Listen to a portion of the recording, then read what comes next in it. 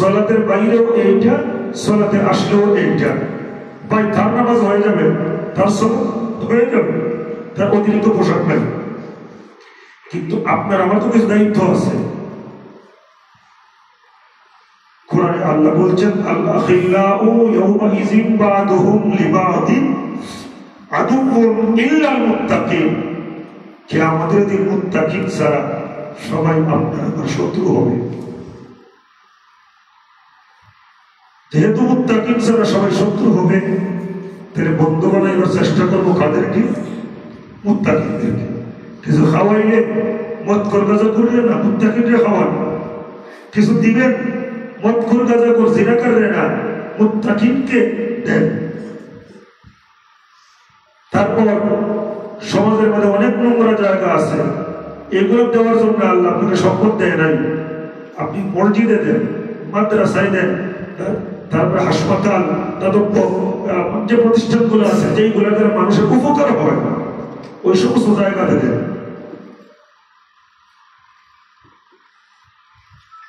রাসূল বলেন, ওয়ামুকসিল উরিয়ান, যারা বস্ত্রহীনকে বস্ত্র দিবে, আল্লাহর জান্নাত তাদেরকে মুখে জায়গা দেওয়ার জন্য আগ্রহী।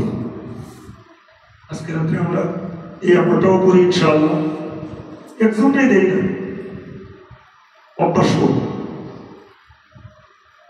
কি আমি কি সরল ওনাদের নতুন নতুন ওয়াজ করতেছি? নতুন না, এগুলো পুরান কথাই, একটু মিলাইয়া সেটিং করলেই হয়ে যায়। 5 নম্বরে হাদিসের শেষ অংশে রাসূল বলেন, ওয়ামান সাল্লা আলা হাবিবির রহমান,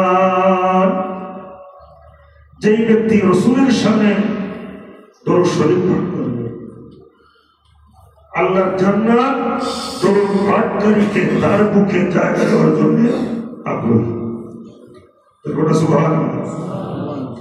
তাইলে রাসূলের সামনে আমরা দরুদ শরীফ পড়তে পারি না?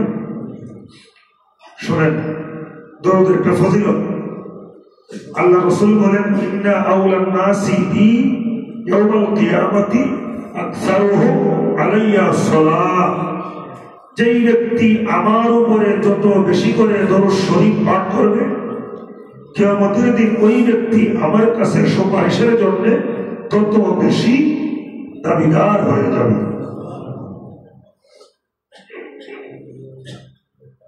আমরা তো রাসূলের সুপারিশ চাই, তাই দরুদের আমল করেন। আবার ভাববেন যে দরুদ পড়লেই যদি রাসূলের সুপারিশ পাওয়া যায়, তাই তো আর সালাত, সিয়াম এগুলো দরকার নেই, আছে না নাই? মাথায় রাখবেন, ফরজ বন্দেগী আগে, এরপরে নফল। ফরজ নাই, নফল নিয়ে একবার মইরা যাইতেছেন, কোনো লাভ নাই। ফরজের কার্যকারিতা কখনো হবে। আল্লাহ রাসূল বলেন, কিয়ামতের দিন কোন বান্দার আমলের মধ্যে যদি কিছু কমতি থাকে, তখন আল্লাহ পাক ফেরেশতাদেরকে বলবেন, ফরজের মধ্যে ঘাটতি পাইলে আল্লাহ বলবেন যে দেখো, উনজুরু হাল মিন তাতাব্বুই, আমার বান্দার মধ্যে কিছু নফল পাওয়া যায় কিনা। যদি থাকে, এই নফল দিয়ে ফরজের ঘাটতি গুলা পূরণ করে দাও। তাই নফলের গুরুত্ব আছে না নাই? নফলের গুরুত্ব কখন? ফরজের মধ্যে ঘাটতি হবে যখন। এখন সালাত নাই, সিয়াম নাই, যাকাত নাই, আছে কি আপনার কাছে নফল সওম? আছে কি আপনার কাছে নফল সওম? মানে এই যে সর্বভারতের রোজা আছে, কিন্তু রমজানের রোজা নেই। আপনার কাছে এই আজকের সাবানের মধ্যরাতের নফল নামাজ আছে, কিন্তু আপনার কাছে ফরজ নামাজ নাই। আপনার কাছে দান খয়রাত আছে, যাকাত নাই। এখন বলেন, হাদিসের মধ্যে যেহেতু রাসূল বলছিলেন ফরজের ঘাটতি পাইলে ফেরেশতাদেরকে বলবেন নফল দিয়ে ঘাটতি পূরণ করো, এখন যেইটা দিয়ে যেইটা ঘাটতি পূরণ করা হবে সেইটাই নাই, আমি বলবো আপনিই করো, নফল দিয়ে কি করবেন? কোনো মূল্য আছে? ওয়াজ ফিনিশিং আমি দিব কেন, আপনারা দিবেন, এটা রাসূলের কথা।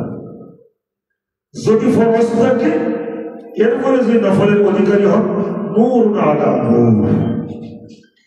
এরপরেও আমি আপনাকে নিরুৎসাহিত করব না যে ফরজ করছেন না বলেই নফলও করবেন না, এটা বলবো না।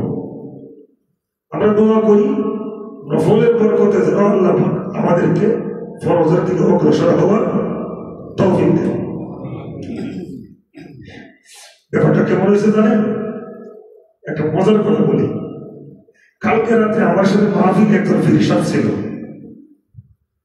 এখন আমাদের সমাজের মধ্যে এত ভাউতাবাস ফির দেখি, কেন জানি ফির শুনলে আমার শরীরে জ্বলন একটা যায়। তো আমি শরীরে আসবো, আমি বলছি ঢাকায় যায় জমা পড়াবো, আমার বয়ান শেষ, আমার কি বিদায় দিবে বসায় রাখবে? আমার পরে ফিরসাব কি ওয়াজ করবো? বহু ফিরসাব আছে কায়দাও করতে পারে না, এরা তো আমাদের কাছে আইসা সবসব পয়সা থাকে, কথা বাড়াইলে বিপদ আছে।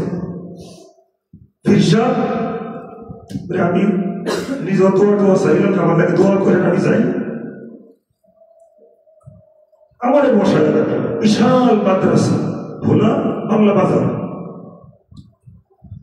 তো এক পর্যায়ে রাগারাগি শুরু করল, সহ্য হইতেছে না। এরপরে শুনি ফিরসাদের বিদায়ের সময়ে কর্তৃপক্ষ একজন বলতেছে, আপনারা যারা হাদিয়া দিবেন ফিরসাদের হাদিয়া দেন।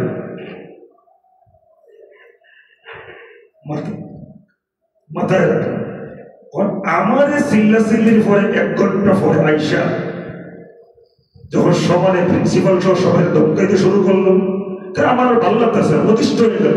আমার কেন বসায় রাখবে, আমার তো কাজ শেষ। হাদিয়া দিয়ে আইছে। একটু আগে কি শুনছি যে মুসাফা করে হাদিয়া দিয়ে আসবে, আমারে ফিরে পুরো বান্টেল দিছে। আমি বলছি আমার কাছে না, ওনার কাছে দেব, যিনি আমাদের রিসিভ করছে। বলে খোলেন, করেন, কত দিছে। এটা কেমন কথা? আরে ভাই, সত্যি করা জায়েজ, আমি ফতোয়া দিছি জায়েজ। আর কত আমাদেরকে ঠকাইবার জন্য, এই সমস্ত আপনার সুবিধা ভোগ করার জন্য। তো যাই একটা অ্যামাউন্ট শোনাইছে, এটা কেন আরো দেব। আপনি কি মাইকে আমাকে হাতিয়া দেওয়ার জন্য বলছেন? ফির সাহেবের হাতিয়া দিবার লাগে মাইকিং করছেন, আর আমি কর্তৃক আইনা ফির সাহেব এলাকায় থাকি। আমি সব দিক থেকে আপনার হেনে আসলাম মজু চৌধুরী হাতিয়া, এরপরে ঢাকায় যাব, আমার 16-17 হাজার টাকা আসা যাওয়ার খরচ, যা তা বিদায়ী করে দিবেন।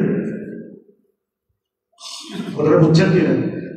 আমি যে এটা বুঝাইতে চাইছি, আমি দূরের মেহমান, আমার খরচ আছে, আমার এইগুলা বিচার বিশ্লেষণ নাই। এইটা ফরজ নাকি ফির সাথে হাতিয়া দেওয়া ফরজ? পিছনে লাগা বলেন কোনটা কোনটা হবে? আমার দিকে তাকা। তা আমার দিকে না তাকায় ফতোয়া খুঁজে জায়েজ আছে কিনা চাওয়া, আর ফির সাহেবের বেলা মাইকিং করে হাতিয়া দিয়ে যান।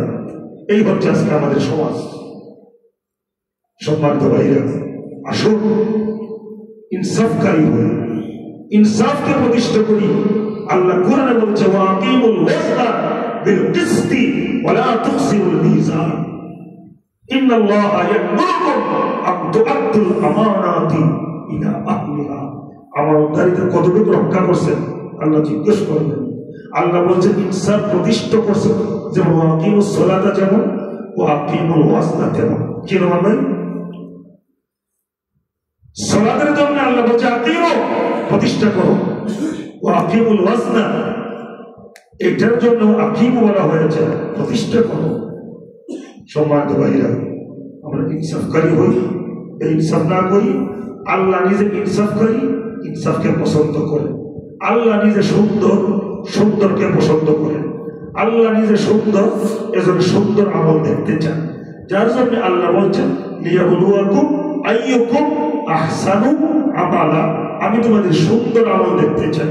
সম্মানিত ভাইরা, আজকের এই রাত্র থেকে আমরা সুন্দর আমলগুলো শুরু করে দেই।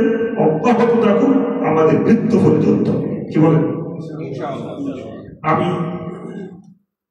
আপনাদের কাছে ক্ষমা প্রার্থী, দোয়া করবেন। বাংলা গলা কিছু কথা বললাম শুধুমাত্র আমার ভাইয়ের জন্য।